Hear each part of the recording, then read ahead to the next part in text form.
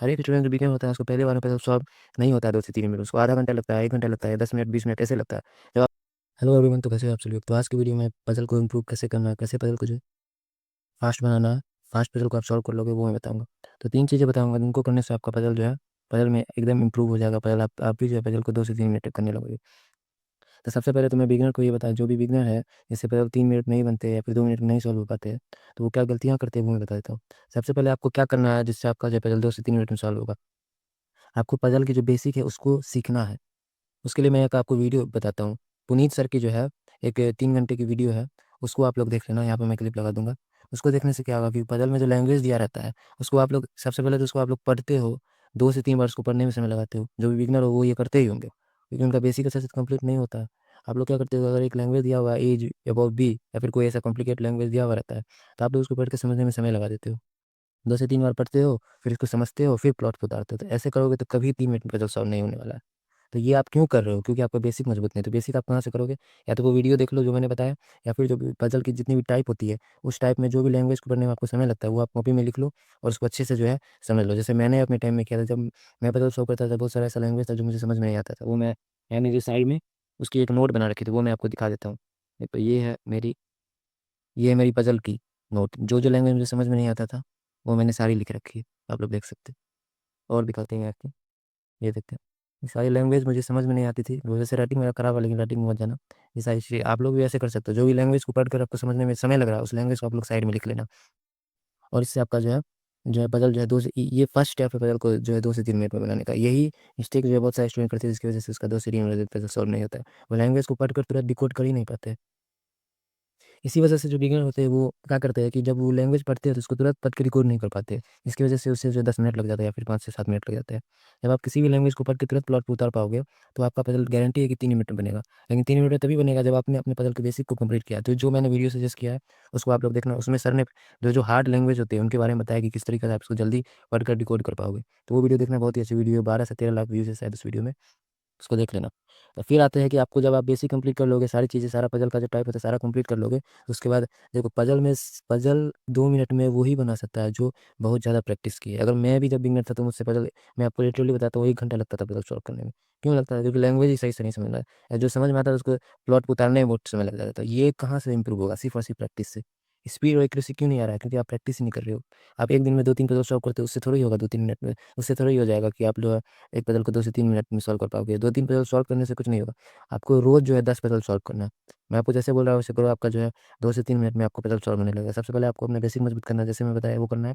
फिर आपको जो है डेली 10 पज़ल सॉल्व करना है। कैसे सॉल्व करना है? जैसे कि मान लीजिए आपने बॉक्स पे पज़ल उठाया तो उसके 2 टाइप लगाने, 2 क्वेश्चन लगाने हैं। फ्लोर के 2 क्वेश्चन लगाने हैं, फ्लोर फ्लैट के 2 क्वेश्चन लगाने हैं। इस टाइप से 5 पज़ल उठाओ, 5 टाइप के पज़ल उठाओ, उसके 2-2 क्वेश्चन लगाओ। डेली 10 लगाना है। तो डेली 10 लगाओगे तो 1 महीने में अगर आप लोग 1 दिन में 10 पज़ल लगा रहे हो, तो 1 महीना में कितना हो जाएगा? 300 पज़ल हो गया। तो आपको जो है, अगर मान लीजिए आप किसी दिन मिस भी कर देते हो या फिर संडे को आप लोग नहीं भी करते, तो भी मैं मानता हूँ मोटा-मोटी 1 से 200 पज़ल आप लोग सॉल्व कर रहे होंगे 1 महीने में। तो इससे आपका क्या होगा कि वो पज़ल गारंटी है कि 2 से 3 मिनट में बनेगा। बशर्ते आप लोग को क्या करना है कि उसकी लैंग्वेज को जो है बहुत अच्छे से अपने दिमाग में बैठाना है कि आखिर वो लैंग्वेज क्या कर रहा है और उसको कैसे आप लोग को प्लॉट में उतारना है। ये करना सीख जाओगे तो आपका पज़ल 2 से 3 मिनट में बन जाएगा। हर एक स्टूडेंट जो बिगिनर होता है उसको पहले बार में पज़ल सॉल्व नहीं होता है 2 से 3 मिनट, उसको आधा घंटा लगता है, 1 घंटा लगता है, 10 मिनट, 20 मिनट ऐसे लगता है। जब आप प्रैक्टिस करोगे तो प्रैक्टिस करते-करते जो है आपका पज़ल 2 से 3 मिनट में गारंटी है कि सॉल्व होने लगेगा। बस आपको बहुत सारा प्रैक्टिस करना है। कोई भी स्टूडेंट जो है पहले बार में पज़ल को 2 से 3 मिनट में नहीं सॉल्व कर पाता, क्योंकि उसको लैंग्वेज उसको समझने में समय लगता है। जब आप ये बेसिक मज़बूत कर लोगे तो आपको द 10 मिनट 10 पज़ल सॉल्व करना है डेली, इससे आपका जो है पज़ल 2 से 3 मिनट में सॉल्व हो जाएगा। अब आते हैं कि जो बिगिनर है, उसको कैसे सॉल्व करना है। बहुत सारे टीचर को देख कर के वो जो है 2 से 3 मिनट में पज़ल को सॉल्व करने की कोशिश करते हैं। जब आप बिगिनर हो तो आपको टाइमर लगा के प्रैक्टिस नहीं करना है। आपको ये नहीं सोचना है कि मुझे 2 मिनट में, आपको बस वो पज़ल को सॉल्व करना है। जब आप एक बिगिनर हो तो आपको सिर्फ पज़ल सॉल्व करने पे दिमाग लगाना है, टाइमर पे नहीं दिमाग लगाना, टाइम में दिमाग नहीं लगाना है।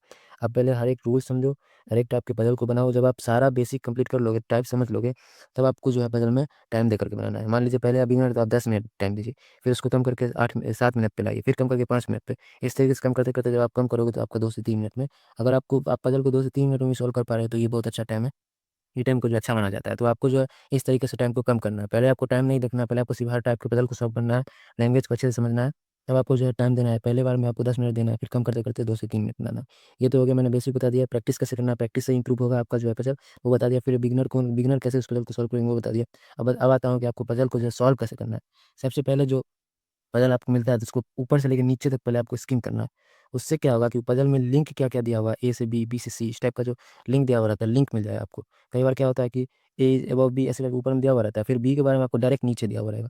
तो आप एक ऊपर से नीचे देख लोगे तो आपको लिंक मिल जाएगा, तो सबसे पहले तो आपको स्किम करना है। दूसरा क्या करना है कि जब आप स्किम कर लोगे तो आपको पता चल जाएगा कि यहाँ से मुझे पज़ल स्टार्ट करना है। पज़ल स्टार्ट कर देना है, वहाँ से आपको फिर पज़ल को बनाने लगना है। अब पज़ल बनाने में क्या आता है, बहुत सारे स्टूडेंट को लगता है कंडीशन नोट करूँ या फिर बिना कंडीशन नोट किए करूँ। देखो एग्ज़ाम में क्या होगा आपको, जब एक बार आप पज़ल पढ़ोगे, तो क्या होगा कि पज़ल पढ़ने के बाद जब आप कॉपी पे लिखोगे, तो वहाँ से जो है फिर जब आप लैपटॉप पे, कंप्यूटर पे देखोगे, तो आपका जो जहाँ से पज़ल आपने पढ़ा था, वहाँ से मिस हो जाएगा। वो लैंग्वेज जो है, वो जो होता है वो मिस हो जाएगा। तो आपको क्या करना है कि जब आप कोई भी पज़ल पढ़ रहे हो एग्ज़ाम में, तो आपको वहाँ जैसे कि एक लाइन पढ़ा तो वहाँ पे उँगली दे देना है, फिर आपको यहाँ पे लिखना है। या तो आप पहले वो पज़ल को पूरा पढ़ के लिख लो, या फिर आप लोग क्या करो, अगर आप लोग कंडीशन नोट नहीं करना चाहते हो, बिना कंडीशन नोट किए बनाना चाहते हो, तो आप लोग पज़ल पढ़ो, वहाँ पे उसको प्लॉट पे उतारो, उँगली दे करके पढ़ो। जहाँ आप लोग पढ़ लिए वहाँ उँगली दे दो, फिर आप प्लॉट पे उतारो। तो इस तरीके से कर सकते हो, या फिर आप कंडीशन नोट कर सकते हो। मैं तो बोलूँगा कि पहले ईज़ी हो या फिर हार्ड हो, कंडीशन नोट कर लो तब बनाओ। अगर आपको एक ईज़ी पज़ल आता है या फिर हार्ड पज़ल ही आ जाता है या फिर वेरिएबल पज़ल ही आ जाता है, आपको मैं बोलूँगा कि पहले 10 से 20 सेकंड में कंडीशन को पूरा नोट कर लो। कंडीशन को नोट करने से एक फ़ायदा क्या होता है कि बार-बार आपको कंप्यूटर की तरफ देखना नहीं होता है। जब आप एक बार एक ल पर अगर आपको पढ़े, फिर कॉपी में लिखे, फिर आपको जो है मान लीजिए आप लोग कंडीशन नोट नहीं करके बनाओगे, तो वहाँ पे आप लिखोगे, फिर आप देखोगे तो वो लाइन मिस हो जाता है कई बार। तो उसमें बहुत सारा समय जाता है। तो आपको क्या करना है कि पज़ल को आप लोग को एक बार में पढ़ के पूरा कंडीशन को नोट कर लेना है। 10 से 20 सेकंड लगेगा नोट करने में, नोट कर लेना। कॉपी पे लिए देख करके पज़ल बनाने में जो तुरंत बन जाता है, वहाँ पे आप लोग कॉपी में नोट कर लोगे तो आपको लिंक भी मिल जाएगा। ए के बी के बारे में यहाँ कर रहा है, फिर सी के बारे में यहाँ कर रहा है। तो मैं तो बोलूँगा कि आपको नोट करके ही बनाना है, चाहे वो वेरिएबल पज़ल हो या फिर ईज़ी पज़ल हो। नोट करके बनाओगे जल्दी बन जाएगा।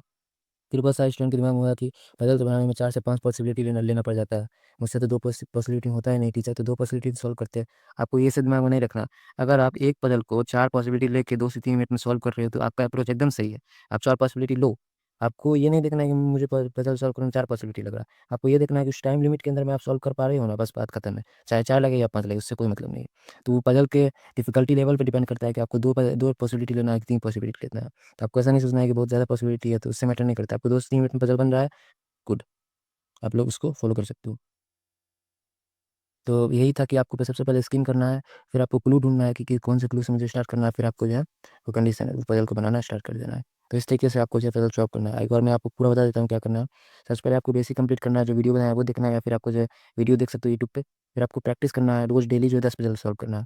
फिर आपको जो है क्या करना है, पहले आप अगर बिगिनर हो तो टाइम नहीं देखना है, आपको पहले पज़ल को सॉल्व करने पे दिमाग लगाना है। ये जब आप सॉल्व कर लोगे अच्छे से 10 मिनट देना, फिर ऐसे-ऐसे करते-करते 2 से 3 मिनट लगाना है। यही 3 चीज़ अगर आप फ़ॉलो करोगे फर्स्ट, सेकंड, थर्ड, ये 3 चीज़ फ़ॉलो करके आपको गारंटी है 100% कि आपका जो है पज़ल इंप्रूव हो जाएगा। बस आपको बेसिक को मजबूत करना है। बेसिक को मजबूत करो, टाइमर के साथ पहले टाइमर नहीं लगाना, फिर आपको टाइम लगा के करना है, फिर आपको प्रैक्टिस करना है। प्रैक्टिस करते जाओगे, आपका पज़ल धीरे-धीरे इंप्रूव होता जाएगा। पज़ल धीरे-धीरे इंप्रूव होता है, आपको कम से कम 1 से 2 मंथ देना होगा पज़ल में। तो यही था आज का वीडियो, आप लोग समझ ही गए होंगे कैसे पज़ल सॉल्व करना है। ये 3 फ़ॉलो करना, आपका ज़रूर पज़ल इंप्रूव होगा। पज़ल में कुछ बारीकी होती है, जिसको आपको समझना होता है।